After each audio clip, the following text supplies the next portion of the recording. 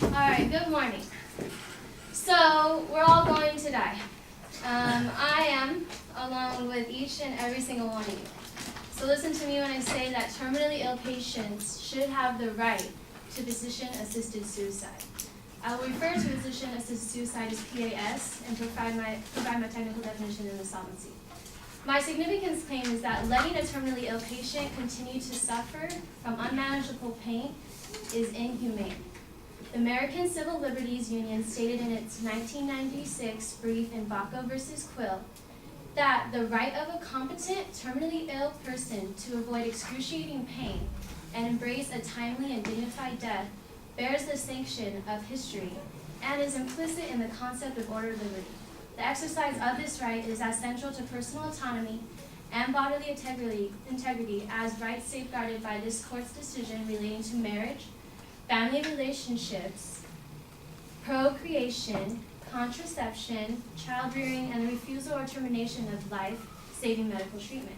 In particular, this court's recent decisions concerning the right to refuse medical treatment and the right to abortion instruct that a mentally competent, terminally ill person has a protected liberty interest in choosing to end intolerable suffering by bringing about his or her own death. A state's categorical ban on physician assistance to suicide as applied to competent terminally ill patients who wish to avoid an unendurable pain and pass an inevitable death substantially interferes with this protected liberty interest and cannot be sustained. To prove that terminally ill patients do suffer, I have an article called Understanding the Experience of Pain in Terminally Ill Patients from the world's leading independent general medical journal, The Lancet, where doctors conducted a survey of 998 terminally ill patients across 6 different U.S. sites. More than half of them experienced moderate to severe pain. Of that half, nearly 60% wanted more pain therapy, and only 9% of the group would elect to reduce or stop their pain therapy. These 60% don't have access to the pain relief they need. They've already used the maximum amount of pain therapy. Palliative care isn't working for them. It's inadequate. The number of patients experiencing pain remains too high. We can't let them suffer until they die. We must allow them the right to die with dignity by PAS. My inherency claim is that the problem is that terminally ill patients don't achieve pain relief from palliative care. My opponents will argue that palliative care is a solution, and I am saying that palliative care is the first step. But what about these 60% who have been taken care of and still have pain afterwards? With good palliative care, PAS doesn't have to be an option. It should only be the last resort. Of course, we push for palliative care, but also the option of giving terminally ill patients the right to end their life with dignity by PAS.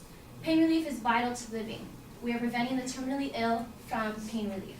According to MD Timothy Quill, professor of medicine and medical humanities, he writes in a chapter of his book, Death and Dignity, A Case of Individualized Decision-Making, that although I know we have measures to help control pain and lessen suffering, to think that people do not suffer in the process of dying is an illusion. Prolonged dying can occasionally be peaceful, but more often the role of the physician and the family is limited to lessening but not eliminating severe suffering. I wonder how many families and physicians help patients over the edge into death in the face of such severe suffering. I wonder how many severely ill or dying patients secretly take their lives, dying alone in despair.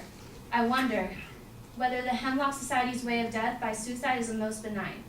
Making PAS legal would be safer because if someone wants to commit suicide, they'll find a way to do it, anywhere, and die alone in utter sorrow, while possibly taking others down with them. This could be you at the end of your life. Wouldn't you want the right to PAS? This is why the nation must adopt the Death and Dignity Act from the Oregon model. Oregon allows PAS but strictly prohibits euthanasia. The Oregon Department of Human Services wrote in its 2006 8th Annual Report on Oregon's Death with Dignity Act that the Death with Dignity Act allows terminally ill Oregon residents to obtain and use prescriptions from their physicians for self-administered lethal medications.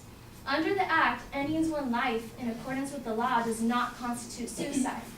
However, we use physician-assisted suicide because that terminology is used in medical literature to describe ending life through the voluntary self-administration of lethal medications prescribed by a physician for that purpose.